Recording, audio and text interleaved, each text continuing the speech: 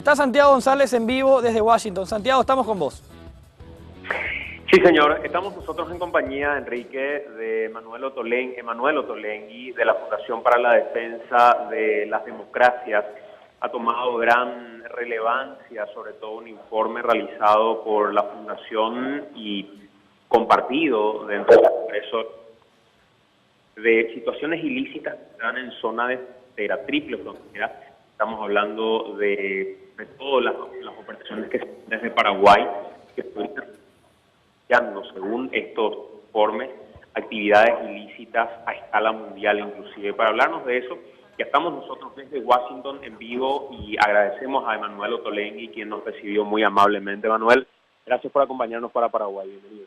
Buenas tardes, buenas noches a todos los televidentes, a todos los espectadores. Emanuel, ¿en qué consiste este informe? Se emite el 10 de mayo aproximadamente, el último de los informes, ¿y qué es lo que revela respecto a las situaciones ilícitas, cuáles son en triple frontera? Lo que revela es la continuación del problema de la triple frontera como un lugar donde organizaciones terroristas como Hezbollah hacen muchos comercios para limpiar dinero que llega frecuentemente de actividades ilícitas como el tráfico de la droga, como el tráfico de cigarrillos, muchos tráficos ilícitos que pasan en la zona, y no solamente Hezbollah está involucrado naturalmente en esos tráficos, pero Hezbollah tiene una infraestructura de comercios para limpiar el dinero, lo hace en favor de organizaciones criminales, y la ganancia que sale de esos tráficos va a financiar el terrorismo. Entonces, la financiación del terrorismo está íntimamente vinculada a tráficos ilícitos, a criminalidad organizada, y el dinero que sale de esos tráficos permite al terrorismo de hacer lo que hace. Sin el dinero, el terrorismo no puede lograr sus objetivos. Entonces es muy importante, no porque se organizan, se planean ataques en la triple frontera, porque la triple frontera es la fuente de la linfa vital del terrorismo. Manuel, ¿de cuánto dinero estamos hablando que a raíz de todo este tráfico irregular al que estás haciendo referencia termina financiando el terrorismo? Es una muy buena pregunta. No se sabe exactamente de cuánto se habla. En un estudio de una universidad del ejército estadounidense, el 2004, se hablaba de un presupuesto de Hezbollah de $100 millones por año y del 10% que llegaba de Paraguay. Estamos hablando de hace 13 años. Hace 13 años. En el 2009, la Fundación RAND, que es una fundación muy prestigiosa, independiente aquí en Estados Unidos, que hace muchos estudios en temas de seguridad, habló de un presupuesto que ya estaba doble. Entonces, 200 millones y el 10% todavía. Entonces, 20 millones. Desde el 2009, mucho cambió en la situación de Hezbollah, pero principalmente dos cosas. Uno, primera cosa, la organización está involucrada en una guerra en Siria desde hace ya muchos años, porque Hezbollah empezó a participar en la guerra desde el 2012, ya 5 años, con casi 2.000 fallecidos en peleas, en batallas, en la guerra. Entonces hay que financiar las familias de los mártires. Y el segundo desarrollo que cambió la situación es que con nuevas sanciones de Estados Unidos en 2015 contra el sistema financiero de Hezbollah en Líbano, hay dificultades para llevar el dinero, sobre todo de Irán, y el Irán naturalmente sube sanciones hasta el acuerdo nuclear, y con su involucramiento en la guerra no puede mantener el mismo nivel de financiación directa. Entonces buscan mucho más dinero que hacían antes. Entonces, no podemos darte una cifra exacta, pero yo creo que desde hace 2009 el nivel debe ser a menos doble. Manuel, y de todos estos tráficos que tipificaban ustedes, narcotráfico por un lado, por otro lado el tráfico de armas, que también en esas zonas es algo que llama la atención, el tráfico de cigarrillos es otro de los tópicos. Solamente a través del tráfico de cigarrillos, ¿hay algún tipo de número que se maneje aproximado de cuánto dinero se está generando por año? Sí, es un número sorprendente. Se habla en estudios de nuevo oficiales como de la Organización Mundial de la Sanidad, de un tráfico que vale más o menos globalmente 50 mil millones de dólares por año, más que el tráfico de antiquidades, bastante cerca del tráfico del tráfico humano, ¿no? De prostitución. Entonces es un buen negocio, se gana muchísimo. Y lo que se ve en toda Latinoamérica es la región que tiene el nivel más alto de tráfico ilícito de cigarrillos. Es un mecanismo que organizaciones criminales como los carteles de la droga utilizan para limpiar dinero.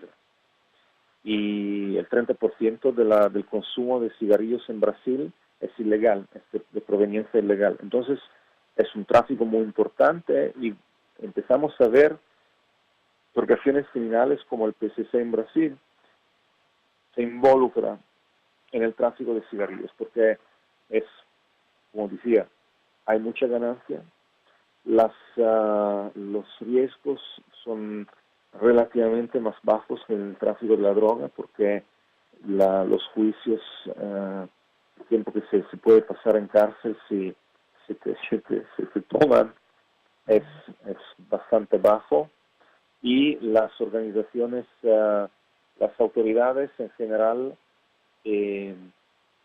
consideran este tipo de crimen como un crimen relativamente, no es una prioridad por ellos, porque hay otros crímenes que son más graves y hacen mucho más daño a la sociedad. Entonces, una de las cuestiones que salta permanentemente en Paraguay cuando se habla de tráfico de cigarrillos es el hecho de que una de las principales empresas que exporta cigarrillo pertenece al presidente de la República de Paraguay, Horacio Cartes.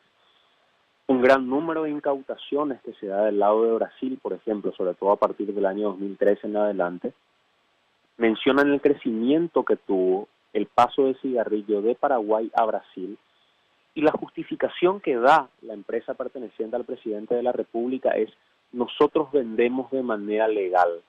Si eso ingresa de manera ilegal a otro país, ya no es responsabilidad nuestra.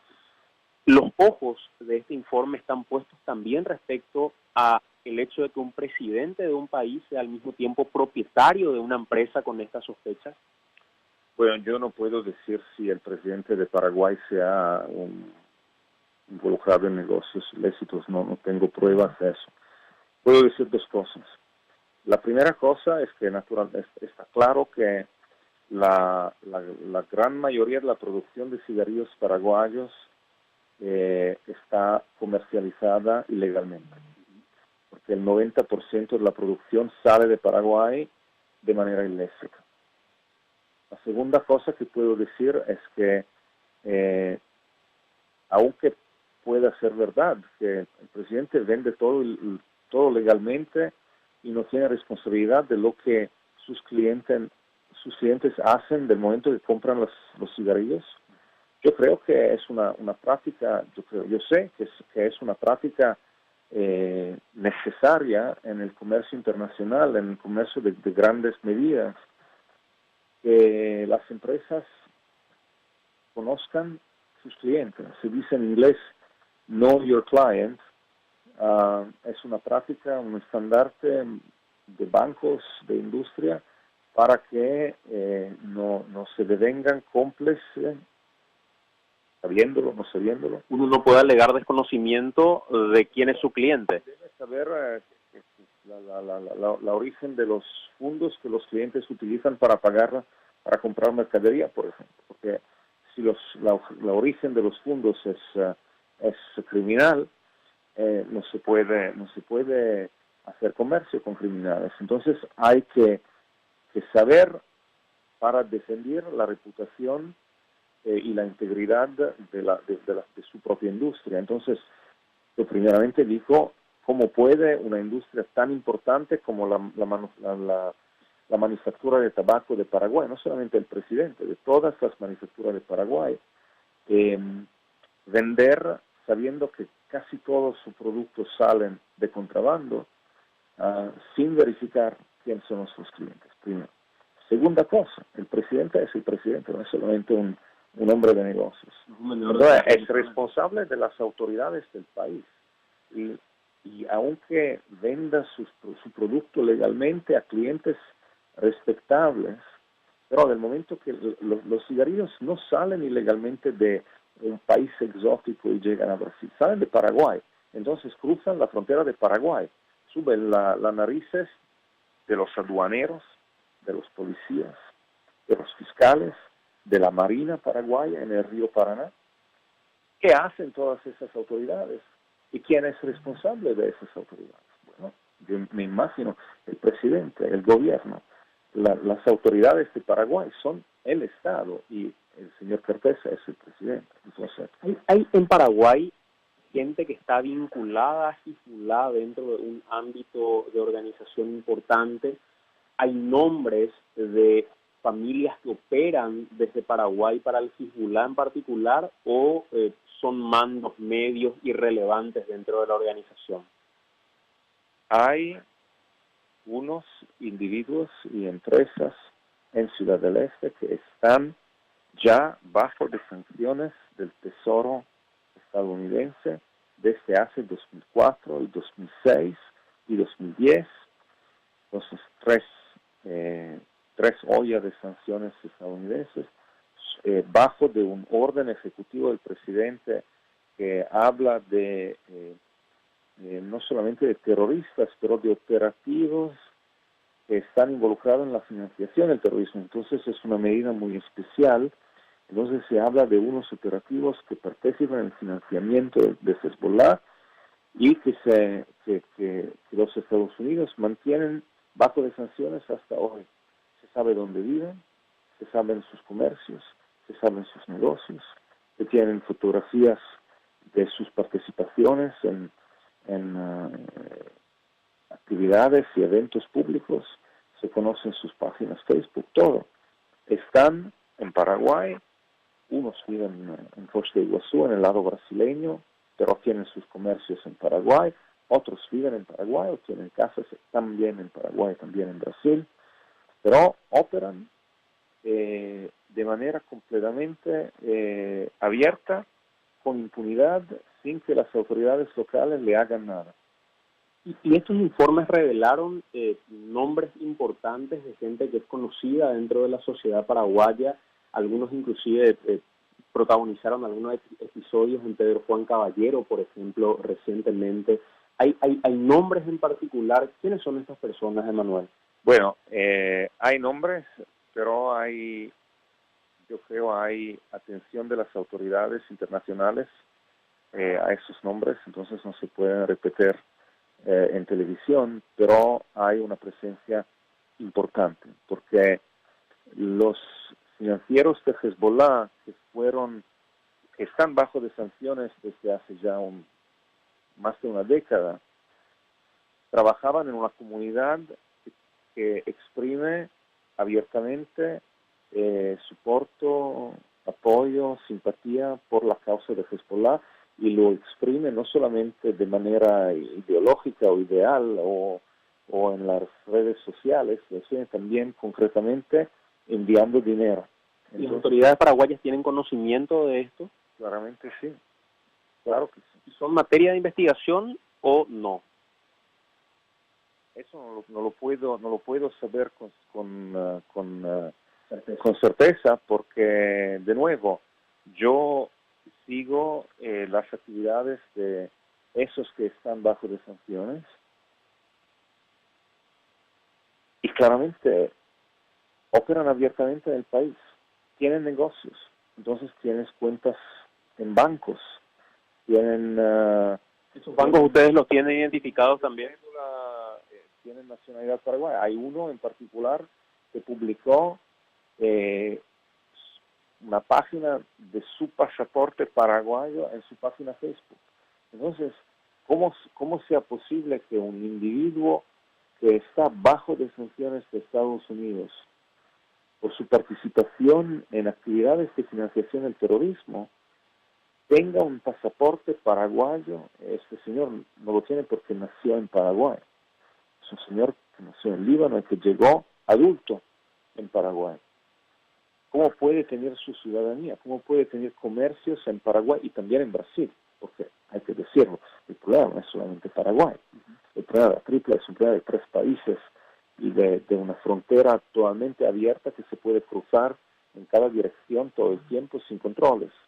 Pero por esos individuos el Paraguay es un lugar especialmente libre por sus actividades. Y no son solamente ellos, porque se sabe de criminales o miembros del PCC que viven abiertamente en Paraguay, porque no hay el mecanismo de extradición o de cooperación entre los 2 países, no trabaja muy bien. Enrique, no sé si tienen algún tipo de consultas desde estudios, es parte de lo que denunciaron, de hecho, aquí en los Estados Unidos, y hoy nos menciona con algunos detalles más, inclusive Emanuel Ottolenghi para AM desde Washington en vivo. Sí, Santiago, comentarle nomás también a vos y a Manuel que fue noticia en la semana justamente el caso de un hombre que había sido detenido por la policía paraguaya por tener vínculos con el tráfico de cocaína. El hombre va a ser extraditado, va a viajar a Estados Unidos en las próximas horas por tener vínculos demostrados con el Hezbollah, por ejemplo, también. O sea, esto fue en la semana, simplemente cayó una persona por cocaína. Lo que tiene que hacer la Fiscalía Paraguaya ahora es desestimar su investigación para poder derivarlo nuevamente a Estados Unidos. Es por eso que, más allá de solamente el tema del contrabando de cigarrillos, los vínculos de este grupo están más que demostrados y en esta semana solamente se demostró con un caso de droga en particular. Sí, si puedo comentar sobre este caso. Es un caso que yo conozco porque vi las noticias me parece de ayer, ¿no? Que apareció en las noticias el caso de ese operativo. Me sorprendió mucho el hecho que se sabe de la prensa paraguaya que hay un individuo vinculado a Hezbollah en cárcel antes de su extradición. Porque si hay veramente un caso de extradición a Estados Unidos por tráfico de cocaína vinculado a Hezbollah, el hecho que las noticias salgan antes de la extradición puede ser un tentativo de sabotear la extradición misma. Yo espero que no sea eso. Yo espero que no sea un tentativo de sabotear una extradición en un momento tan delicado del proceso de extradición. Yo espero que las autoridades paraguayas comprendan las consecuencias de esta salida de noticias y hacen todo lo que pueden para que la extradición termine como debe ser. Ahora, Emanuel, en lo que respecta al lavado de dinero, ¿cuáles son los elementos que tienen para hablar de la situación de Paraguay propiamente? Porque he estado hablando con autoridades paraguayas respecto a este tipo de denuncias y ellos, por ejemplo, mencionan que gran parte de los que tienen comercios en zona de la Triple Frontera no son precisamente paraguayos, pero están en Paraguay porque las ventajas impositivas son ampliamente superiores respecto a los demás países de la Triple Frontera. Que el dinero no es dinero que queda precisamente en bancos paraguayos, sino que son depositados en otros bancos de la región de la Triple Frontera.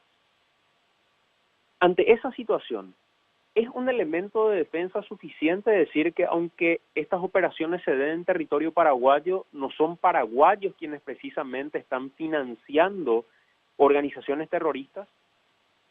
Los que participan en esas actividades y que nosotros sospechamos que sean involucrados en actividades de financiación del terrorismo, claramente no son paraguayos.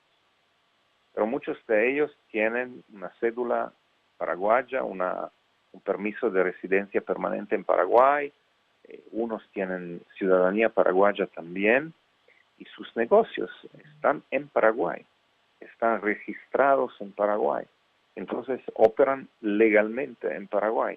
Si hay realmente, como yo creo, actividades ilegales, el Paraguay no puede limpiarse sus manos diciendo esos son extranjeros que llegan en Paraguay pero no están acá, no viven acá y no tienen su dinero acá, porque el volumen de tráfico y de dinero que hay en Ciudad del Este solamente es yo creo, todavía 40-50% del Producto Nacional, ¿cómo se dice en español? Producto Interno Lordo, bruto. Entonces es un fenómeno de comercio muy importante por la economía del país. Y no se puede decir que esos buenos son extranjeros y el dinero se va en otros países. Porque utilizan, disfrutan esas ventajas que hay del diferencial fiscal y también de controles muy ¿cómo se dice? Flojos.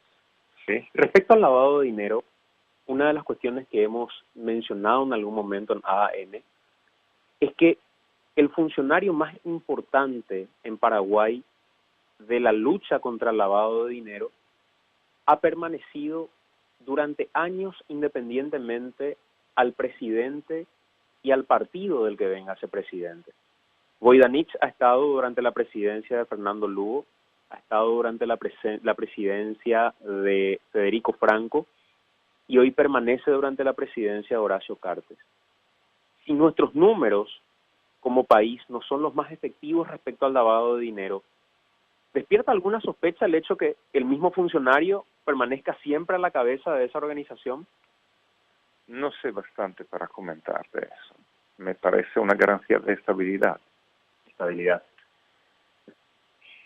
Enrique, en general hay elementos que se dan también, porque hace rato nosotros veíamos el informe preparado respecto a las universidades de garage en Paraguay, y ahí surgía en un planteamiento qué tan fácil podría ser, no es el caso del que estaban hablando ustedes, pero qué tan fácil podría ser a través del negocio de las universidades, muchas de estas que se dan en triple frontera, lavar dinero también. Es un elemento que también genera una sospecha y una alerta respecto a universidades que ofrecen carreras para las cuales no tienen una mínima infraestructura, Manuel. ¿Cómo funciona eso? De nuevo, yo no tengo pruebas que las universidades puedan ser un instrumento de lavado, pero el hecho que, por ejemplo, en Pedro Juan Caballero, una ciudad pequeña, bastante pobre y remota de todo el mundo, habían 7 universidades con miles de estudiantes que llegan de Brasil, casi todos pagan en efectivo y las estructuras no son exactamente de nivel, sobre todo por todas las escuelas de medicina que hay allá. Me parece muy curioso. Y de nuevo, las autoridades, me imagino, no van a controlar fiscalmente el número de estudiantes registrados. Entonces, no digo que sean un instrumento de lavado, pero si alguien piensa de encontrar o de inventar un nuevo instrumento de lavado muy eficaz, universidades como las que yo visité en la frontera son ideales. Hugo Velázquez visitó Washington, el presidente de la Cámara de Diputados, conversó con vos. Ustedes tenían algunos elementos, más allá de aquella fotografía que se había viralizado bastante de Hugo Velázquez compartiendo con gente que podía tener algún tipo de vínculo efectivamente con organizaciones terroristas. ¿Cómo se dio esa reunión? Y básicamente, según estos informes, ¿por qué Hugo Velázquez aparece en los mismos? El presidente Velázquez fue invitado en Washington oficialmente al Departamento de Estado y me envió un mensaje antes de llegar que le gustaba encontrarme. Para mí era una oportunidad muy interesante de conocer un político paraguayo importante, yo creo también con ambiciones de un futuro político después del 2018. Y es una ocasión de hablar directamente de esos temas de lavado de dinero y de financiación de terrorismo en su país. Por eso que me gustó mucho encontrarlo y de eso hablamos. ¿Qué dijo respecto a esa fotografía que tanto se dio a conocer? Hay que preguntar al presidente directamente. Gracias, Emanuel, muy amable. Muchas gracias. Emanuel Ottolenghi, compartiendo con nosotros, Enrique, en esta entrevista mano a mano exclusiva desde Washington respecto a esta situación que sigue siendo definitivamente debate y más con ese elemento que vos mencionabas también de detenciones que se dieron en Paraguay. Así que desde aquí, desde Washington, enviarles un abrazo enorme y el saludo a toda la teleaudiencia de AM de Telefuturo. Muy bien, señor Santiago González en vivo desde Washington. Hacemos otra pausa, ya venimos.